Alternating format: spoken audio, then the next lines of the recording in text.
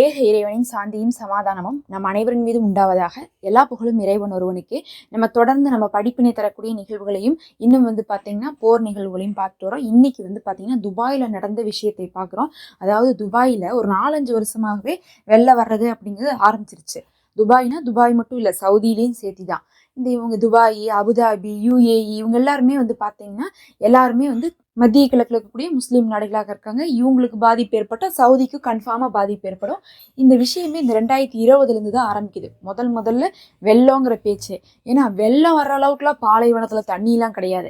அப்படி இருக்கும்போது வெள்ளம் எங்கிருந்து வரும்னு பார்த்தா இப்போ என்ன ஆகுதுன்னா, வரலாறு காணாத மழை பெய்யறதுனால அவங்களுடைய அணைக்கட்டெல்லாம் உடைந்து என்ன ஆகுதுன்னா தண்ணி ஊருக்குள்ளே வந்துடுது.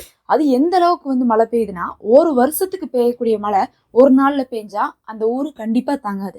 அது எந்த ஊராக இருந்தாலுமே சரி, என்னதான் செலவு பண்ணி வச்சுருந்தாலும் தாங்க முடியாது. அதுலேயும் பார்த்தீங்கன்னா அவங்களுக்கு வெள்ளத்தை பற்றியான ஒரு பெரிய நாலேஜ்லாம் இருக்காது. ஏன்னா அவங்களுடைய அமைப்பே அப்படி இருக்கும். பாலைவனம், வெயில் அப்படின்னு போயிருப்பாங்க. அவங்களுக்கு திடீர்னு வெள்ளம் அப்படிங்கிறது சமாளிக்க முடியாது. இந்த ஒரு விஷயம் 2020 ஆரம்பிச்சு 2020, 2021, 2022 இந்த 3 வருஷம் ஒரு மாதிரி ஆவரேஜாக இருந்திருக்கு. ஆனால் அதுவே அவங்களுக்கு புதுசாக இருந்தனால சமாளிக்க முடியாமல் இருந்திருக்கு. கொஞ்சம் அதை பார்த்ததுக்கப்புறம் என்ன பண்ண ஆரம்பிச்சிட்டாங்க, தயாரிப்புகளை செய்ய ஆரம்பிச்சிட்டாங்க. யாருன்னா சவுதி, துபாய், UAE, அபுதாபி அவங்க எல்லாருமே பார்த்தீங்கன்னா செய்ய ஆரம்பிச்சிட்டாங்க. அங்கே இருக்கக்கூடிய சார்ஜா எல்லாமே செஞ்சாங்க. அதுக்கப்புறம் என்ன ஆச்சுன்னா, இப்போ இந்த யுத்தம் நடந்துட்டு இருந்துச்சு பாருங்க, காசாவுடைய போர். அந்த சமயத்தில் 2023, 2024, 2025 இந்த வருஷமா இந்த 3 வருஷம் வெள்ளம் பார்த்தீங்கன்னா முதல் 3 வருஷத்தை விட பன்மடங்காக இருக்குது. அப்போ வெள்ளம் வந்துச்சுன்னா எப்படி இருந்துச்சுன்னா, பெரிய உயிரிழப்பு இல்லை, பொருள் சேதம் ஏற்பட்டுச்சு. மற்றபடி பெரும் பாதிப்பு இல்லை. அதாவது நமக்கெல்லாம் இங்கெல்லாம் பார்த்தீங்கன்னா தமிழ்நாட்டிலலாம் குறிப்பிட்ட இடங்கள், முக்கியமாக சென்னையிலலாம் பார்த்தீங்கன்னா வருஷத்துக்கு வருஷம் முட்டி அளவு தண்ணி நிற்கிறதுங்கிறது அது ஒரு மாதிரி வந்துட்டு தான் போகுங்கிற மாதிரி இருக்கும். அதனால அவங்களுக்கு தெரியாது. ஆனால் பாலைவனத்தில் அப்படி அவங்களால சமாளிக்க முடியாமல் இருந்துச்சு.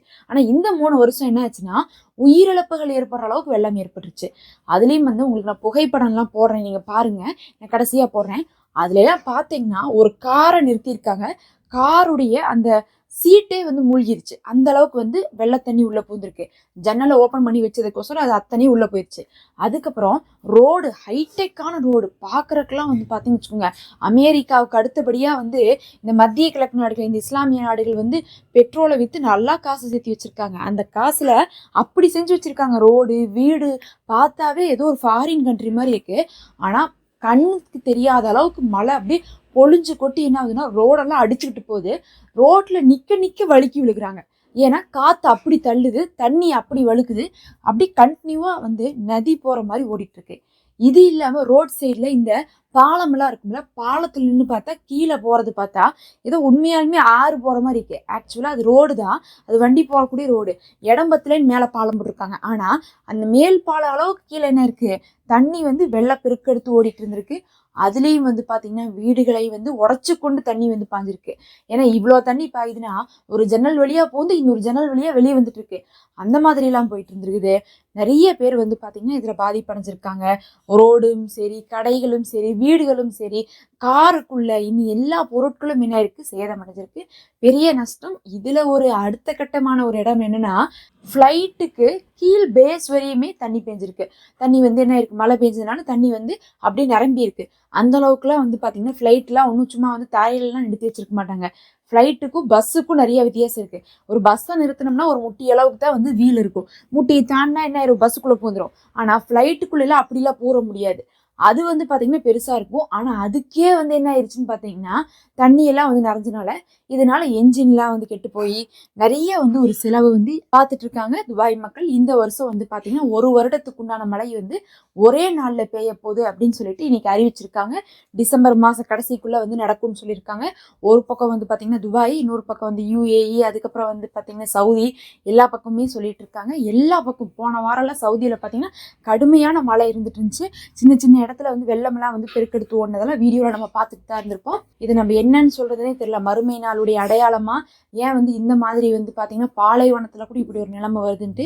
இல்லை பார்த்தீங்கன்னா இவங்க இந்த உம்மத்துக்காக எதுவுமே செய்யாம வலுவான கண்ட்ரிகளாக இருந்து கூட இவங்க என்ன பண்ணல, இந்த அமெரிக்கா போன்ற நாடுகளுக்கெல்லாம் சண்டை போடாம ஒரு அந்த மக்களுக்கு, பாலஸ்தீன மக்களுக்கு எதையுமே செய்யாம இருந்ததுனாலேயே இந்த 3 வருஷமா ஒரு தண்டனையா, ஒரு சோதனையா அல்லாஹ் அவர்களுக்கு உணர்த்துறதுக்காக இந்த கஷ்டத்தை கொடுக்குறானா போனான்னு தெரியல.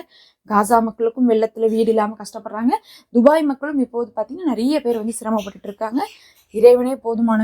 நம்மளால முடிஞ்சது அவர்களுக்காக இருந்து துவா செய்கிறது தான். அது வந்து துபாய் மக்களாக இருந்தாலும் சரி, சவுதி மக்களாக இருந்தாலும் சரி, காசா மக்களாக இருந்தாலும் சரி, அவர்களுக்காக நீங்கள் துவா செய்யுங்க.